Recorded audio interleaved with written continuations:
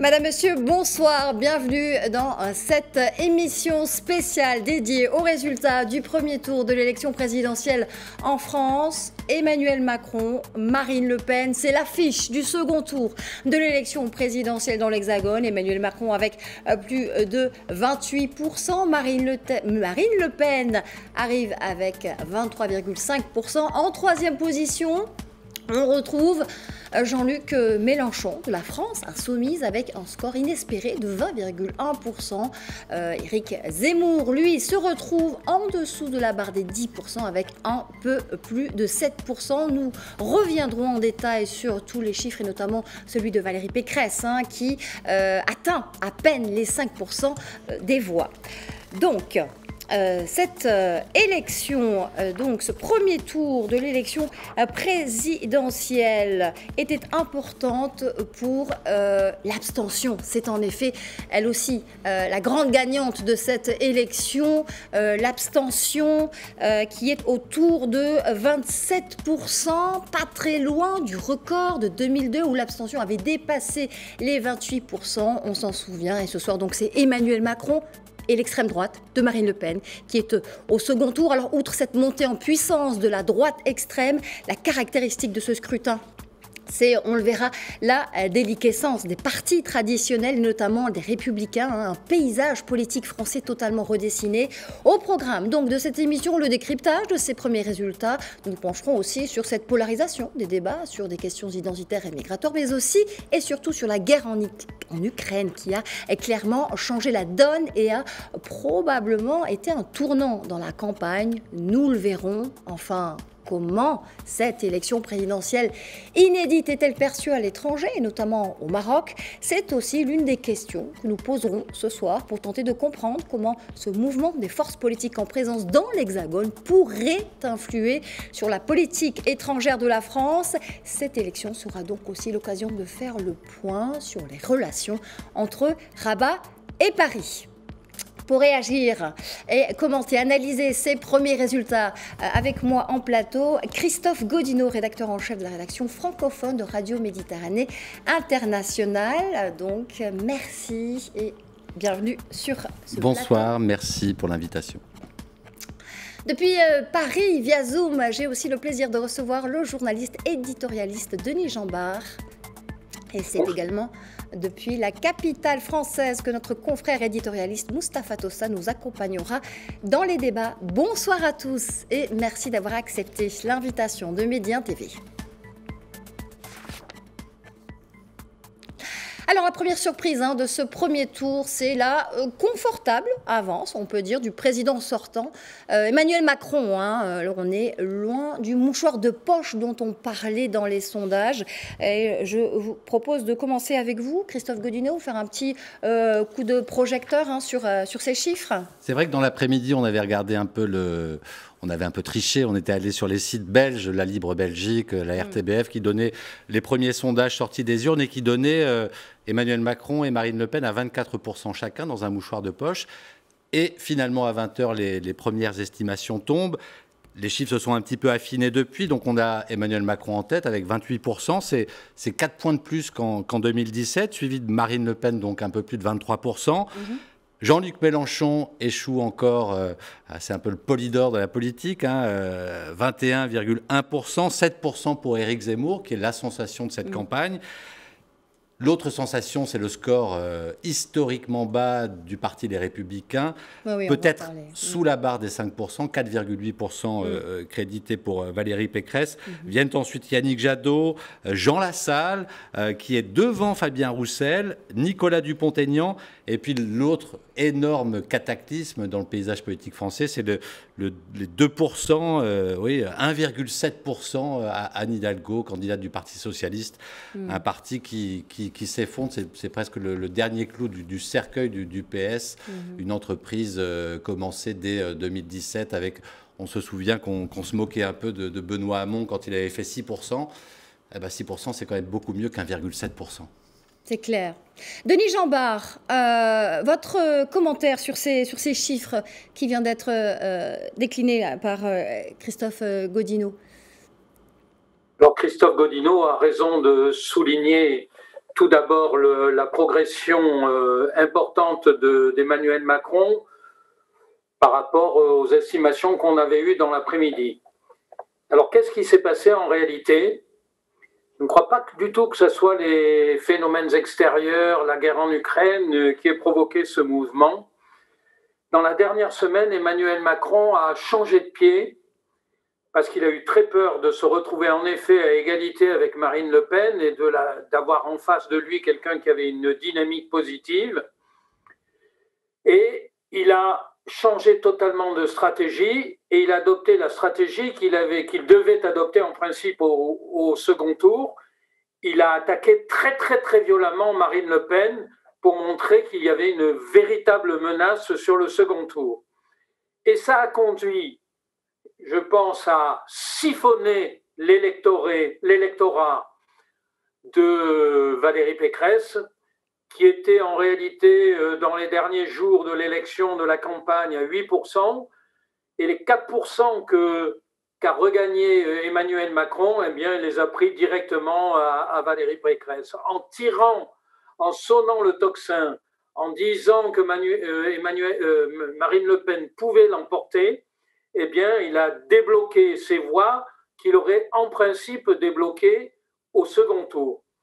Mais précisément, quelle sera sa stratégie de second tour face à une Marine Le Pen qui, elle aussi, a progressé de manière moins importante, puisqu'elle passe de 21% à un peu plus de 23%, mais qui a tout de même un adversaire direct qui se met à son service, qui est Zemmour.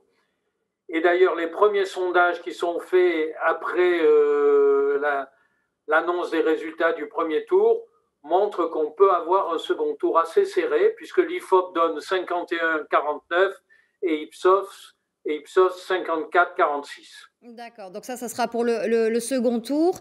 Mustapha Tossa, est-ce que vous pensez aussi que c'est ce changement de stratégie de la part d'Emmanuel Macron qui lui a permis d'avoir cette avance et pas la guerre en Ukraine?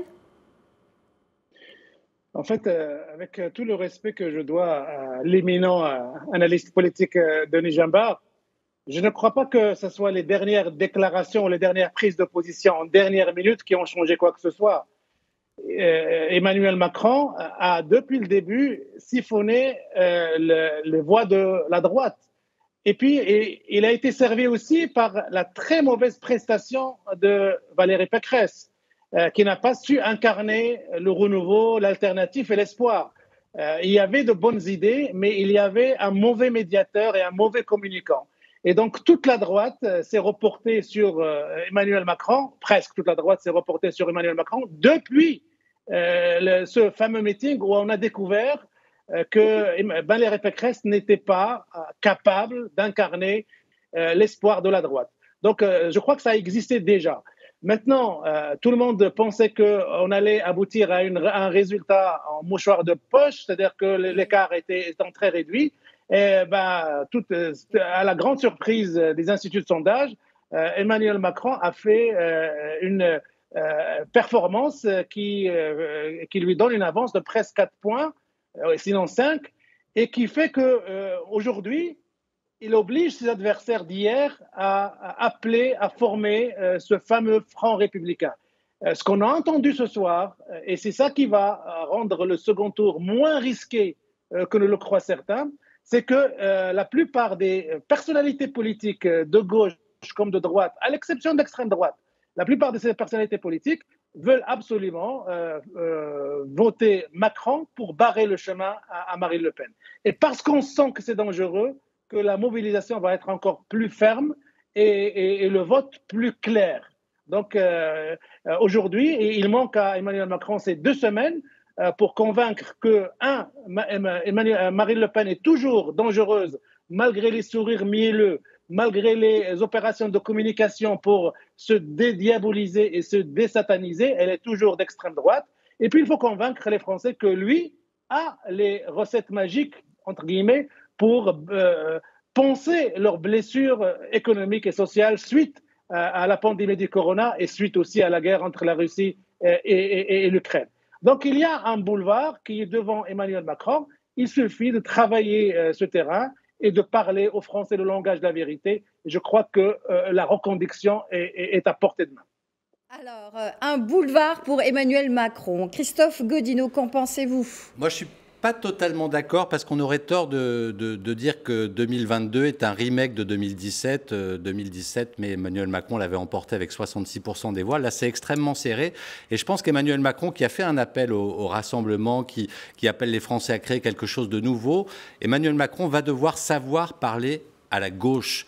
Il a réussi à siphonner, comme le disait Moustapha Tossa, quelques voix, même pas mal de voix sans doute aux Républicains, Valérie Pécresse. Mais maintenant son projet, c'est de savoir parler à la gauche. Alors, il aura 2 semaines pour le faire. On voit effectivement qu'il y a une sorte de front républicain qui se forme. Ils appellent, beaucoup de candidats appellent à ne pas voter pour Marine Le Pen, ce qui ne veut pas forcément dire à voter pour Emmanuel Macron. Oui, les consignes de vote ne sont pas très claires. Voilà, il n'y a pas de consignes de vote. Jean-Luc Mélenchon, il a dit pas de vote pour Madame Le Pen. Il l'a répété 3 fois, mais il n'a pas dit voter pour Emmanuel Macron. Et on peut se dire que les électeurs de la France insoumise vont peut-être s'abstenir, voire, dans une espèce de logique de dégagisme, voire voter pour Marine Le Pen. Donc, à mon avis, de dire qu'il y a un boulevard pour Emmanuel Macron, c'est pas sûr. On va rester prudent, hein, comme tous ces chiffres d'ailleurs, parce que ces chiffres ne sont pour l'instant que des estimations. Hein. Les chiffres du ministère de l'Intérieur ne sont pas encore disponibles. Alors, tout ce que l'on est en train de décrire là, Christophe, c'est tout simplement une reconfiguration totale et radicale du paysage politique français, avec une déliquescence des partis traditionnels, mais aussi et surtout les Républicains. Alors, le parti Les Républicains, avec peut-être moins de 5%, 4,8% selon les dernières estimations. François Fillon, en dépit d'une fin de campagne catastrophique en 2017, avait quand même fait 20%. Donc Valérie Pécresse fait 4 fois moins que François Fillon. Mais sans doute a-t-elle péché par insincérité, parce qu'elle était tiraillée entre la droite de la droite, le courant Ciotti, et puis une droite plus de centre. Et elle n'a pas su trouver sa voie. Et du coup, voilà, on l'avait vu dans son discours, dans son meeting au Zénith, où elle était parfaitement à côté de la plaque et ça sonnait faux. Elle a essayé de rectifier le tir, mais elle n'a jamais su, tout au long de cette campagne... Elle a eu du mal à trouver sa place. Voilà, et se positionner. Donc je pense qu'Éric Zemmour en a profité pour siphonner pas mal de voix aux Républicains, le courant Ciotti, et puis Emmanuel Macron aussi a sans doute aussi fait son lit. Le Parti socialiste, alors là, c'est la Bérésina. Ouais, plus que la Bérésina, c'est triste. C'est triste. Ça veut dire les 2 grands partis de gouvernement, les 2 grands partis qui ont dirigé la France, le Parti socialiste et le Parti gaulliste, ne sont plus. Voilà, l'un explose, l'autre meurt. Denis Jeanbart, j'aimerais vous entendre sur cet effondrement des partis traditionnels de la France. Pourquoi? Comment? Une gauche inaudible? Une droite en mal de leadership? Comment est-ce que vous analysez la situation? En fait, la déconstruction a commencé dès 2017 avec l'effondrement. On voyait se dessiner, notamment à travers les élections européennes. Je rappelle que M. Benhammi avait fait un score très médiocre aussi. Et donc, ce parti républicain qui garde, comme les partis socialistes d'ailleurs, des implantations municipales, départementales, voire régionales importantes, n'ont pas réussi à la fois à produire un discours, des projets renouvelés pour le pays, et ont été incapables de dégager des leaders charismatiques, dégageant le même dynamisme que Emmanuel Macron. La force d'Emmanuel Macron, c'est en réalité son dynamisme. C'est pas tellement son projet, surtout dans cette élection présidentielle, puisque son programme a consisté à picorer un peu tout ce qui pouvait l'intéresser dans les programmes de ses rivaux. Mais je voudrais quand même revenir sur la remarque de mon confrère. Je n'ai pas dit que Emmanuel Macron n'avait pas pris son électorat chez les Républicains, mais il s'est quand même passé, je pense, quelque chose dans les derniers jours, parce que j'ai la faiblesse de croire aux sondages, et les sondages, contrairement à ce qu'on peut dire, ne se sont pas trompés. Ils avaient prévu la dynamique on leur demande des pronostics exacts, mais ils avaient prévu la dynamique de Marine Le Pen. Il ne faut pas oublier qu'elle a progressé par rapport à 2017, avec un électorat d'ailleurs qui est beaucoup plus important, puisqu'il y avait 48 500 000 électeurs au lieu de 47 millions la dernière fois.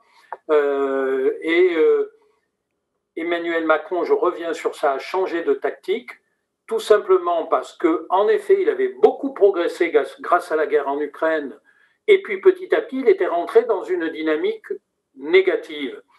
Et je peux vous affirmer que l'Élysée, à la fin de l'autre semaine, était extrêmement inquiet précisément de cette dynamique négative. Et donc, ça les a conduits à changer complètement de stratégie. Et je pense que, en effet, ils avaient déjà beaucoup pris aux Républicains, et on l'avait vu dans le passé, mais ça a accéléré la migration de cet électorat en disant c'est pas possible, on ne peut pas laisser Marine Le Pen arriver en tête. Et donc, vous avez l'électorat républicain qui a été divisé par deux. Mais je reviens au fondement de votre question. Je pense que ce sont des partis qui ont été incapables de se renouveler dans leurs projets. Ce sont ces partis du XXe siècle et non pas du XXIe siècle. Donc, pas de projet novateur dans une campagne qui a été faite d'ailleurs sur les problèmes quotidiens et non pas sur une vision de la France dans les années à venir. Et la deuxième chose, c'est qu'ils n'ont pas réussi à dégager des leaders charismatiques. Et aussi bien Anne Hidalgo d'un côté que Valérie Pécresse de l'autre, qui doit regretter aujourd'hui d'avoir gardé son directeur de campagne, qui lui avait permis, c'est vrai, de gagner la primaire, mais une primaire, c'était un débat interne à l'intérieur du parti, et il lui fallait une équipe complètement nouvelle, tournée vers la modernité, vers le XXIe siècle, et non pas une équipe dont le directeur de campagne était, lui, un homme clairement du passé. Alors, un manque clair de leadership donc pour les Républicains. En revanche, du côté de la France insoumise, à retenir de ce premier tour, c'est la percée remarquable de Jean-Luc Mélenchon avec 20,1% des voix. Un score plutôt inespéré. Moustapha Tossa, qu'est-ce que vous en pensez ? Oui, alors Nadia, ça fait presque 4 décennies que je suis en France, que je suis les élections, les multiples élections françaises, et c'est la première fois que je constate des organisations, entre guillemets, communautaires, et là aussi je parle des musulmans, des Africains, des Maghrébins, qui se sont ouvertement mobilisés et déclarés pour Jean-Luc Mélenchon. Alors à cela, il y a une raison simple, c'est qu'au moment où ils étaient la victime expiatoire de la haine que transportait l'extrême droite en la personne d'Éric Zemmour, au moment où ils étaient montrés du doigt avec une telle violence dans les débats et dans les médias, il y avait un seul homme qui s'est levé pour essayer de dire qu'il faut arrêter de taper sur les musulmans avec cette manière et de les instrumentaliser dans ce jeu politique. Et apparemment, cette décision courageuse a été payée en retour puisqu'il y a des structures, des milieux qui se sont mobilisés pour lui et qui lui ont donné ces 20%. C'est vrai qu'il n'a pas réussi à réaliser l'exploit d'avoir la deuxième place qu'il avait ratée déjà en 2017, mais ces 20%, il les doit aussi, je crois, à cette courageuse mobilisation, parfois invisible, qui a été à l'œuvre pendant cette campagne. Et donc, Jean-Luc Mélenchon a profité de cela. Pour revenir aux autres partis politiques, moi, je crois qu'il y a 2 hommes ce soir qui doivent se retourner dans leur tombe. D'abord, le général de Gaulle, de voir que les héritiers de son parti ne parviennent même pas à atteindre 5%, ça doit lui faire beaucoup de mal au général de Gaulle. Et puis, il y a aussi François Mitterrand, de voir que le Parti socialiste qu'il a fondé, qu'il a porté au pouvoir, avec lequel il a gouverné pendant de longues années, arriver derrière Jean Lassalle, c'est quelque chose qui doit être terrible pour les socialistes et la gauche de gouvernement. Donc effectivement, il y a une vraie recomposition en ce moment, et l'auteur initial de ce dynamitage de la vie politique française, c'était Emmanuel Macron en 2017. Il est en train de consacrer cette recomposition de la vie politique. Donc il va y avoir des partis qui vont disparaître et d'autres qui vont s'imposer. Donc, ainsi va la vie de la vie politique française. Et moi, je voulais aussi dire une chose sur le discours que Emmanuel Macron a fait ce soir, le discours de victoire de premier tour. Il a lancé beaucoup de messages, dont celui, peut-être, qui va configurer un petit peu les semaines à venir, à savoir tendre la main à tous les composants de gauche comme de droite pour éventuellement former un gouvernement, former une coalition. Et donc, ça nous donne une idée sur le second quinquennat, comment il va avoir lieu et avec quelle dynamique et avec quelle doctrine politique il va être géré. Donc, on sent qu'il va faire du Pécresse, peut-être, pourquoi pas Pécresse au gouvernement, d'autres à gauche. Et donc, ça va être la recette Emmanuel Macron pour essayer de gouverner avec la majorité la plus confortable possible. Bien sûr, il faut attendre les législatives pour avoir une idée beaucoup plus précise. Mais déjà, Emmanuel Macron est rentré dans l'esprit de la coalition entre gauche et droite pour pouvoir gouverner la France de 2022. Dans l'esprit, Emmanuel Macron entrait dans l'esprit de la coalition. Christophe Godinot, vous vouliez ajouter quelque chose sur ce point? Denis Jambard évoquait l'absence de projet, de véritables projets chez les Républicains ou au Parti Socialiste, mais on peut aussi se demander ce soir, quel est le projet d'Emmanuel Macron? Est-ce qu'il a un véritable... Est-ce qu'il en avait un? Est-ce que c'est pas plutôt, Christophe Godinot, un bilan qu'il avait à défendre, un bilan qu'il n'a pas eu, d'ailleurs, vraiment eu besoin de défendre? C'est-à-dire qu'il a retardé encore son entrée en campagne, puis il y a eu la guerre en Ukraine. Pour lui, c'était pain béni, si on peut dire. Il apparaissait comme le commandant en chef. On ne change pas de capitaine pendant la bataille. Et puis après, effectivement, comme le disait Denis, il y a eu ces chiffres, ces sondages qui donnaient une percée, une remontée de Marine Le Pen. Là, ça a été l'affolement à l'Élysée. Et du coup, hop, il est entré en campagne. Mais la question qu'on se pose ce soir, c'est quel est le projet d'Emmanuel Macron ? À qui parle-t-il? À qui veut-il parler? Là, ce soir, il lance un appel au rassemblement en disant que toutes les forces se rassemblent pour créer quelque chose de nouveau en France. Oui, and so what? C'est quoi son projet? Moi, c'est ce que j'attends dans les 2 prochaines semaines, qu'il en dise un petit peu plus. Il a été, comme vous dit Christophe, un peu sauvé quelque part. Hein. Il a été servi un peu par cette guerre en Ukraine, puisqu'il a conservé ce statut international. Et puis, on nous disait tellement que le scénario a été écrit à l'avance, ce qui peut expliquer aussi la forte abstention. On nous a dit, voilà, ce sera de toute façon un deuxième tour, et ça aussi, Emmanuel Macron le souhaitait, d'être au deuxième tour contre Marine Le Pen, parce que pour lui, c'est du tout cuit, si je puis dire.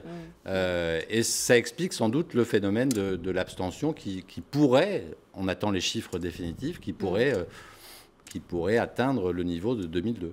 Qui pourrait atteindre le niveau de 2002. C'est vrai que pour l'instant, ce ne sont que des estimations. Elle est située pour l'instant, ce soir, entre 26 et 29%. Et si, effectivement, il s'agit d'un score de 29%, ce serait un record, puisque le dernier record historique a été en 2002. Vous le disiez, Christophe, c'était 28%. Alors, l'abstention du premier tour de cette présidentielle, donc dimanche, et aussi... donc le chiffre qu'il faut retenir de ce scrutin. Pourquoi? Quelles sont les raisons de ce désintérêt manifeste des Français pour cette élection, Denis Jambard, d'après vous? C'est un phénomène qu'on voit dans tous les pays démocratiques, dans les pays occidentaux. Il y a eu un sursaut aux États-Unis, mais on n'était qu'à 60%. Les seuls, au fond, qui, dans les élections récentes, ont fait un score un peu comparable au nôtre aujourd'hui, ce sont les Allemands avec 76%. Mais les Portugais qui viennent voter ont fait 50%. De mémoire, les Espagnols ont fait 66%. Les Italiens, c'était pas beaucoup mieux. Bref, quand on regarde le panorama de la participation dans les différents pays démocratiques occidentaux, on se rend compte que même si il y a une érosion de la participation en France, nous avons toujours un niveau de participation assez élevé néanmoins. Alors on verra bien si c'est 72%, si c'est 74% de participation. Attendons demain matin les chiffres définitifs du ministère de l'Intérieur. On verra si c'est pire qu'en 2002. Mais ce qu'il faut bien constater, c'est que depuis 2002 étant une exception, mais il y avait eu un sursaut de participation de plus 9 points au second tour. Depuis 2007, nous assistons à une érosion permanente de la participation dans nos élections. Et moi, je crois surtout, ce ne sont pas des abstentionnistes, ce sont des gens qui ont tourné le dos à la politique, qui ne croient plus à la politique nationale et qui se réfugient parce que nous avons une partie de la population qui est en difficulté, qui est allée de déception en déception au fil des années, aussi bien dans le chômage, même si c'est amélioré, bien que de manière assez spectaculaire en France ces derniers mois, reste néanmoins, on n'est pas les meilleurs sur le plan européen. Moi, je fais toujours des comparaisons internationales pour examiner notre situation.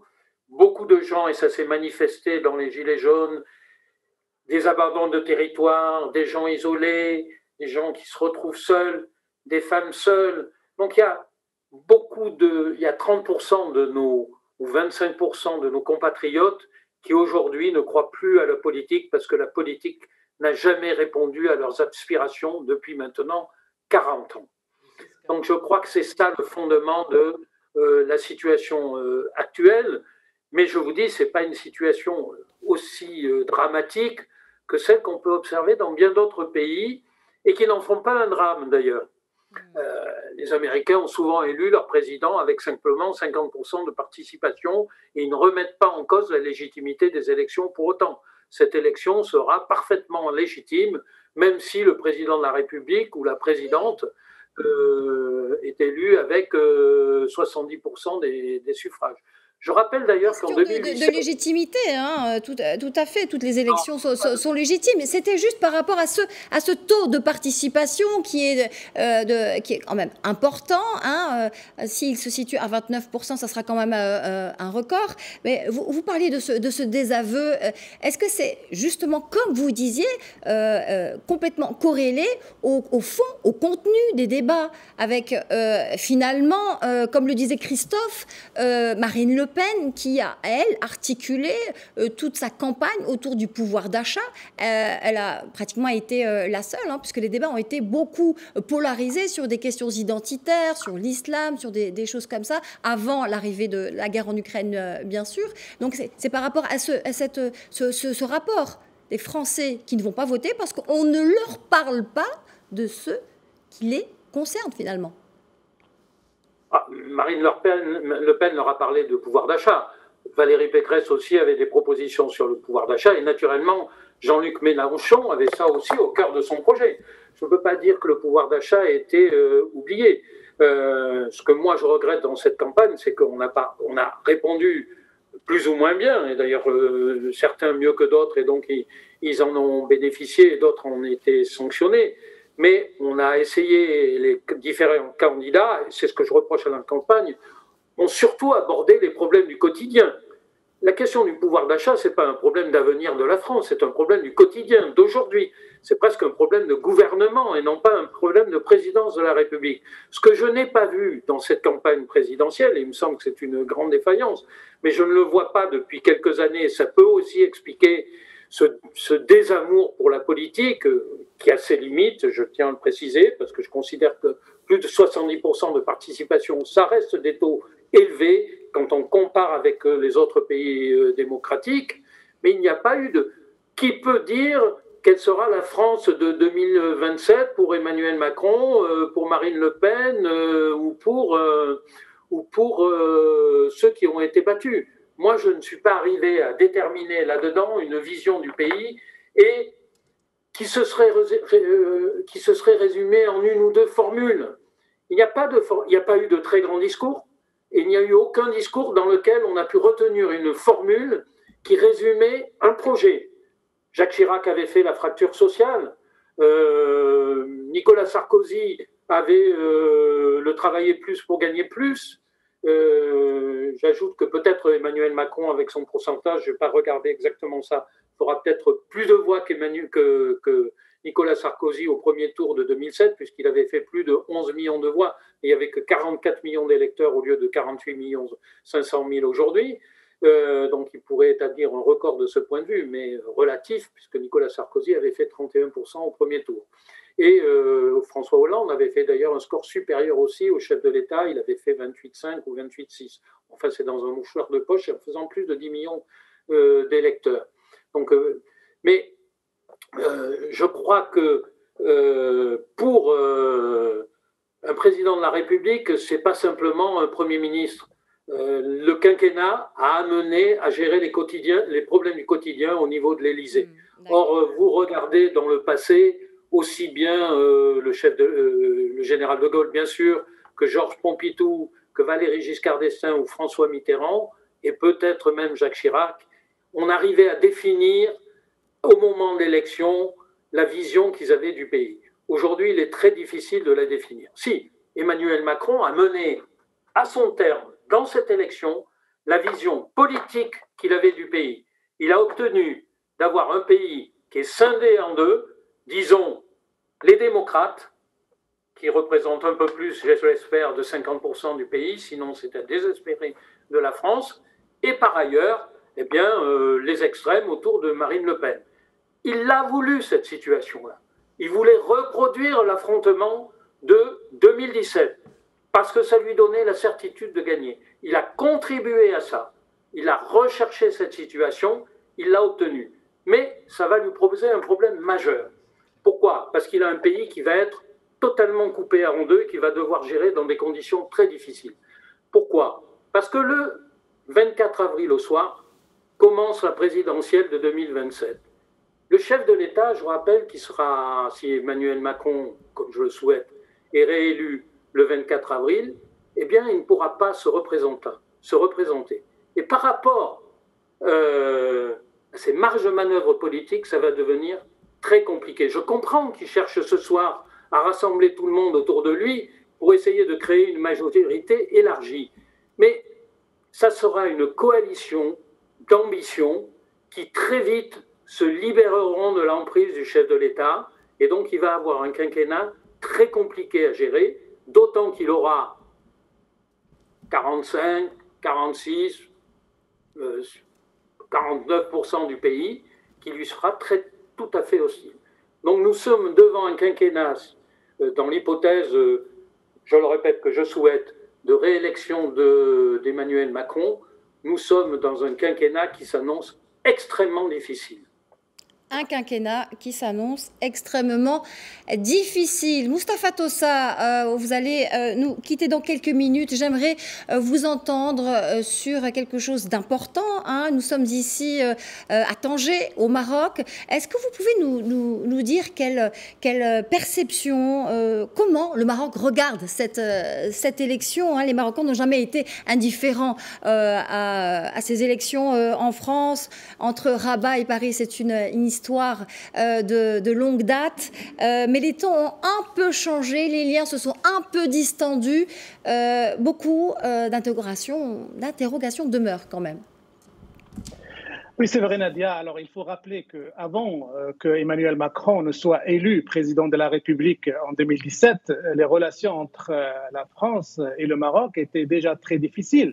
Rappelez-vous l'épisode de François Hollande où on est presque parvenu à une rupture entre les deux pays. Il y avait tellement de différends, tellement de tensions entre Paris et Rabat. Bien sûr, ça a fini par une réconciliation entre les deux pays, mais il y avait une tension.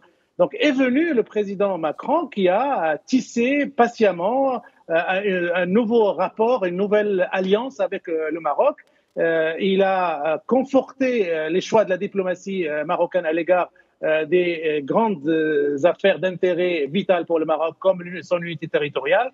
Il est vrai que ce quinquennat a été traversé par quelques tensions, quelques divergences, mais ça n'a pas remis en cause l'essentiel de l'alliance et de l'amitié entre les deux pays. Quoi qu'en disent quelques observateurs qui veulent absolument voir le verre à moitié vide. Donc pour le Maroc, pour la diplomatie marocaine, pour les intérêts du Maroc, Emmanuel Macron est quelqu'un qui coche à peu près toutes les cases. Vous imaginez demain quelle pourrait être la relation entre le Maghreb et une France dirigée par Marine Le Pen? C'est quelque chose qu'on ne peut même pas imaginer, tant les tensions, les conflits, les divergences, les ruptures peuvent marquer cette relation. Donc, une sorte de continuité dans la diplomatie et dans les choix diplomatiques de la France à l'égard du Maroc et à l'égard du Maghreb est une chose, moi, à mon sens, bienvenue, notamment dans le contexte actuel où il y a beaucoup de changements dans la région, beaucoup de reconfigurations, beaucoup de réécriture d'alliances et d'amitié dans la région. Donc, Emmanuel Macron, pour moi, réélu président pour un second mandat, est une bonne nouvelle pour Rabat, pour le Maroc, pour l'amitié franco-marocaine. Donc, il n'y a pas à s'inquiéter de ce côté-là, parce que Emmanuel Macron a toujours entretenu d'excellentes relations personnelles avec Sa Majesté le roi Mohamed VI, et la France de Macron, malgré, et je le répète encore une fois, quelques divergences sur quelques sujets, a maintenu l'essentiel de l'alliance stratégique entre Paris et Rabat. D'accord, une alliance stratégique qui est maintenue. Mais qu'est-ce qu'il faudrait quand même pour réchauffer un petit peu les relations entre Paris et Rabat, d'après vous? Qu'est-ce que le Maroc pourrait attendre comme évolution sur des dossiers phares pour le Maroc? Vous parlez de cette diplomatie marocaine très active au pas de charge, et cette reconfiguration, cette diversification des partenariats en Europe notamment, avec l'Espagne, l'Allemagne, les pays de Visegrad. Bon, je n'ai pas très bien compris la question, entendu la question, mais je voudrais dire que ce qui est attendu actuellement de la part de la France, de Macron II, c'est que de sortir un petit peu de cette réalité mi-figue, mi-raisin à l'égard d'un certain nombre de questions, de dire une bonne fois pour toutes sa position à l'égard du Sahara marocain, par exemple. Pourquoi ne pas procéder à une reconnaissance à l'américaine de la souveraineté du Maroc sur le Sahara? Qu'est-ce qui empêcherait Emmanuel Macron demain de le faire, alors que son parti, La République En Marche, a déjà ouvert une antenne de représentation dans la ville de Dakhla? Donc il manque cette spectaculaire décision qu'il faut faire. Et cela, ça va créer autre chose, ça va imposer une autre équation régionale. Bien sûr, Emmanuel Macron cherche à avoir un dialogue stratégique réconcilié avec l'Algérie. Je crois que ça va de pair. Conforter les intérêts du Maroc, plus ce dialogue avec l'Algérie peut de pair. Il peut être un chantier sur lequel Emmanuel Macron va beaucoup investir. Il est vrai, comme Denis Jambard l'avait dit, comme il ne va pas prétendre à un troisième mandat, la marge de manœuvre va être limitée et les complications internes vont être encore multipliées. Mais sur un certain nombre de dossiers diplomatiques internationaux, il peut avoir une marge de manœuvre beaucoup plus libre, beaucoup plus volontariste pour faire des choses et entrer dans l'histoire de la région. Donc ça, c'est quelque chose qui peut être envisageable et imaginable pour le second mandat de Macron. D'accord. Christophe Godino, au Maroc, un mot peut-être sur le vote des Français. On n'a pas de chiffres encore, évidemment, pour l'instant, mais peut-être des tendances. On aura les premiers chiffres demain, mais les tendances, si on se réfère à la précédente élection, d'abord la participation était moindre. Il y avait eu au niveau des Français du Maroc 53% de participation, 49% ici à Tanger. Et au niveau des résultats, Emmanuel Macron était en tête du premier tour en 2017 ici au Maroc, suivi de François Fillon, suivi de Jean-Luc Mélenchon, qui est né ici à Tanger. C'est voilà, pour l'anecdote. 4e position, Benoît Hamon. Voilà, qui avait fait sans doute un de ses plus beaux scores. Et puis, 5e position, Marine Le Pen, qui se qualifiera, elle, au niveau national pour le 2e tour. Mais voilà, Marine Le Pen, classée 5e ici au Maroc, ça paraît un petit peu logique quand même. Et comme le disait Mostafa Tossa, on imagine mal les relations entre le Maghreb et la France, avec une France dirigée par la présidente du Rassemblement national. Voilà. On verra ça dans 15 jours. Surtout avec ce rapport, la communauté marocaine est l'une des plus importantes en France. Denis Jambard, cette proximité Rabat-Paris dans cette élection, comment est-ce que vous la voyez? Et moi, je m'incline devant les spécialistes, devant Mostafa Tossa et Christophe, parce que ce n'est pas un sujet sur lequel je me trouve très compétent. Mais c'est vrai que l'intérêt de la France est de resserrer les liens et de faire en sorte que les relations soient excellentes. Mais je n'ai pas grand-chose à ajouter par rapport à ce qui a été dit sur ce sujet. C'est un souhait évident. Simplement par rapport à ce qu'a dit Mostafa Tossa, je crois qu'il a raison de penser, compte tenu des probable difficulté que le chef de l'État, si c'est Emmanuel Macron, rencontrera en politique intérieure, du fait de son impossibilité à se représenter, il utilisera beaucoup ce qu'on appelle son pouvoir dans ce qu'on appelle le domaine réservé, c'est-à-dire le domaine du chef de l'État, et donc de la politique extérieure. Et on peut imaginer que, face à d'éventuelles difficultés, il a déjà été très, très actif en politique étrangère, sans obtenir, il faut dire, beaucoup de résultats. Il y a eu beaucoup de discours très intéressants, très prometteurs, mais qui ont peu abouti, il faut bien l'avouer, un peu sur l'Europe, mais sur les questions budgétaires, mais les circonstances de la pandémie ont fait faire ça. Pour le reste, il n'a pas profondément modifié le destin de l'Europe, alors qu'on se souvient de ce grand discours à la Sorbonne, avec des ambitions très importantes. Mais peut-être péché de jeunesse, et il arrondira peut-être les relations qu'il a pu avoir avec différents dirigeants, encore que son tempérament parfois l'emporte, quand on voit la manière dont il a traité le Premier ministre polonais. Alors il ne s'agit pas d'exonérer la Pologne de ses dérives vers une démocrature, mais enfin, insulter comme il l'a fait le Premier ministre polonais au moment où les Polonais accueillent 2 millions d'Ukrainiens. On connaît par ailleurs l'attitude de la Pologne par rapport à bien d'autres réfugiés politiques. Mais moi, je ne suis pas sûr que ça soit très habile et ça traduit encore, au fond, une forme d'immaturité surprenante au bout de 5 ans de mandat. Mais c'est vrai qu'il aura un terrain de jeu, sans doute, qu'il utilisera beaucoup, surtout si la vie politique française devient très compliquée, comme je le redoute. D'accord.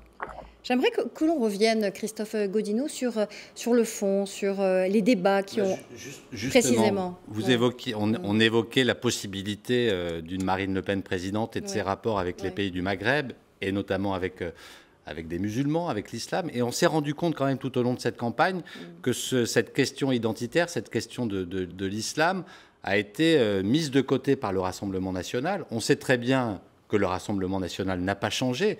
Mais Marine Le Pen, dans son discours, dans sa campagne, a beaucoup policé son discours, a mis en avant le pouvoir d'achat et a laissé ces questions identitaires et d'islam, etc., à Éric Zemmour, dont c'est l'obsession. Et c'est vrai que si aujourd'hui Marine Le Pen est si haute, c'est sans doute aussi grâce à Éric Zemmour qui a rendu Marine Le Pen fréquentable. Elle a fait une excellente campagne, très discrète au début, en laissant Éric Zemmour sur le devant de la scène, avec ses discours très violents, très virulents, très chargés de haine. Et du coup, Marine Le Pen est apparue un peu comme une bisounours de la politique. Et elle peut dire merci ce soir à Éric Zemmour, je pense, qui a contribué à adoucir son image. Ça a été son idiot utile, si vous voulez. Éric Zemmour qui a été l'idiot utile donc de Marine Le Pen. Denis Jambard, c'est quelque chose que vous partagez.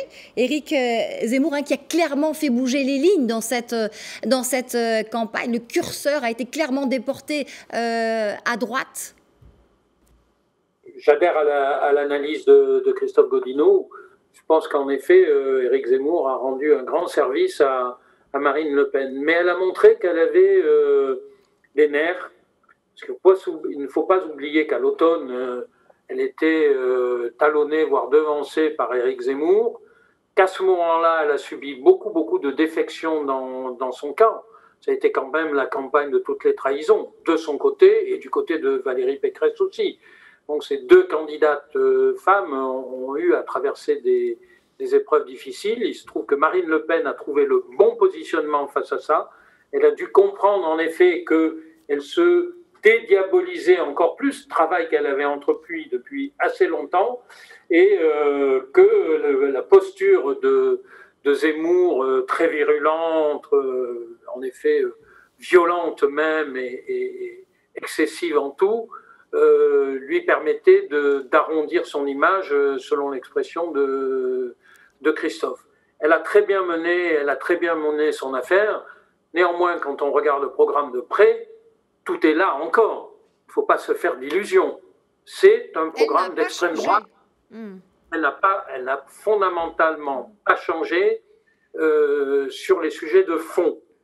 Et naturellement, on retrouverait la Marine Le Pen d'avant si elle devait être élue le 24 avril, avec les conséquences qui ont été évoquées aussi bien par Christophe que par Moustapha sur les relations notamment avec le Maghreb et avec le Maroc en particulier. Est-ce que vous pensez, Denis Jeanbart, qu'elle aurait des chances de gagner? Et si oui, il ne faut jamais considérer qu'une élection est jouée avant de s'être déroulée. Les premiers sondages qu'on a, alors ils valent ce qu'ils veulent, parce qu'on est dans le... montre que de toute façon on sera, ça c'est une certitude, et je m'en désole d'ailleurs, dans une situation politique bien différente de celle de 2017. En 2017, c'était du 67-33. Il est évident que Marine Le Pen fera, que Emmanuel Macron fera moins de 60%. J'espère qu'il sera le plus haut possible, mais tout nous indique, en tout cas, quand on regarde les reports de voix, dans le fait qu'il a, et je reprends ça, siphonné quand même 50% des voix prévisibles de Valérie Pécresse, c'est bien que ces réserves ne sont pas si considérables que ça. On a constaté ce soir que M. Ciotti, qui représente quand même une tendance forte, vu les primaires à l'intérieur de l'électorat républicain, ne s'est pas prononcé pour M. Macron ce soir, et plutôt pour Madame Le Pen. Bon, on verra quelle est son influence sur l'électorat républicain. L'homme qui détient les clés, en réalité, l'électorat qui détient les clés du second tour, c'est l'électorat de Jean-Luc Mélenchon. Dans les études avant le premier tour, on sait que 50% d'entre eux voulaient s'abstenir au second tour en cas de confrontation Marine Le Pen, Emmanuel Macron, 25% votaient pour Marine Le Pen, 25% pour Macron. Naturellement, ces lignes-là, compte tenu du résultat, peuvent bouger dans un sens ou dans l'autre. Et n'oublions jamais que Marine Le Pen a un électorat populaire qui est voisin d'une grande partie de l'électorat de Jean-Luc Mélenchon. Tout à fait. Alors dans ce contexte, il y a l'arithmétique, mais il y a aussi le débat. Dans ce contexte, est-ce que vous pensez que le débat sera décisif? Si la situation est aussi serrée que l'indique par exemple le sondage IFOP de ce soir, 51% Macron, 49% Marine Le Pen, le débat sera en effet très important. Et je pense qu'on aurait tort d'imaginer un débat semblable à celui de 2017. Il est évident, à travers la campagne qu'elle a faite, que Marine Le Pen a tiré beaucoup de leçons de ce qui s'était passé à l'élection présidentielle précédente. Donc nous aurons un débat avec un visage nouveau.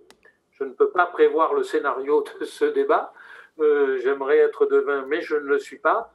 Mais il est évident que ce soir-là, si en effet les reports tels qu'on peut les analyser ce soir font que l'élection présidentielle est serrée, ce débat sera déterminant. Un débat qui sera déterminant, donc, comme vous venez de dire, Denis Jeanbart, et avec un réservoir de voix qui est décisif aussi. Donc, c'est celui de Jean-Luc Mélenchon, Christophe Godino.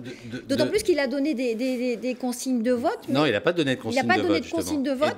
C'est pas clair, en tout cas. Denis Jeanbart a tout à fait raison. La clé de ce second tour réside dans l'électorat de la France insoumise. Jean-Luc Mélenchon a dit ne pas voter Marine Le Pen. Pas une seule voix Marine Le Pen. Il l'a répété 3 fois, tout à fait, sans pour autant dire donnez votre voix à Emmanuel Macron. Il va y avoir une réunion de la France insoumise cette semaine pour décider un peu de la marche à suivre. Mais voilà, l'électorat de la France insoumise... C'est le plus volatile. C'est ce que je disais tout à l'heure. Soit il s'abstient, parce qu'il y a un tel rejet d'Emmanuel Macron, voire une détestation d'Emmanuel Macron, qui a renvoyé quelque chose à cet électorat-là pendant 5 ans d'absolument détestable. Donc, ils ne voteront pas pour Emmanuel Macron, ils s'abstiendront, mais s'ils sont dans une logique de dégagisme, ils peuvent porter leur voix pour Marine Le Pen. Et voilà, je pense que la clé de ce second tour réside dans l'électorat La France Insoumise, à mon avis. À votre avis, d'accord. On rappelle les grandes tendances, les chiffres que nous avons ce soir au premier tour de cette élection présidentielle en France. 28,5% Emmanuel Macron, Marine Le Pen 24% et donc Jean-Luc Mélenchon en troisième position avec 20,1% des voix. Et puis Éric Zemmour finalement donc qui a droitisé ces débats. Voilà, c'est ce que nous vous proposions. Peut-être un dernier mot, Christophe Godino, pour conclure cette soirée électorale et ce premier tour qui se donc termine avec un face-à-face Macron-Le Pen. C'est le face-à-face qu'on attendait, mais dans des circonstances très différentes de 2017. Avec voilà, quelque chose de très serré sans doute dans les 2 semaines qui viennent. Les 2 semaines qui viennent vont être décisives et tout se joue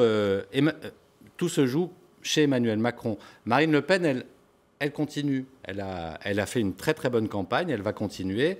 Elle va essayer de ne pas faire les erreurs du débat de 2017. C'est à Emmanuel Macron maintenant de prendre la main et d'essayer de parler à sa gauche. Ça va être peut-être compliqué. Vous parliez d'Éric Zemmour. Voilà, la nouvelle de ce soir, c'est qu'Éric Zemmour s'installe dans le paysage politique français. Tout à fait. Et ses idées. Et ses idées surtout qui sont arrivées. Et puis on peut souligner aussi qu'il a appelé à voter Marine Le Pen, mais du bout des lèvres. Ça venait pas du cœur. Enfin, tel qu'on l'a entendu, tel qu'on l'a vu, ça a dû lui faire un petit peu mal. D'accord. Il n'y a pas de gros doutes, en tout cas, sur l'électorat d'Éric Zemmour. Pas de volatilité à ce niveau-là. Merci infiniment, Christophe Godino, d'avoir été là et de nous avoir accompagnés dans cette soirée électorale. Je rappelle que vous êtes rédacteur en chef de la rédaction francophone de Radio Méditerranée Internationale. Merci également à Denis Jambard, journaliste éditorialiste qui était avec nous depuis Paris. Merci infiniment d'avoir répondu à l'invitation de Média TV. Merci également à Moustapha Tossa qui a dû nous quitter un peu plus tôt. Voilà, c'est la fin de cette soirée électorale. Merci à tous et excellente suite des programmes sur Média TV.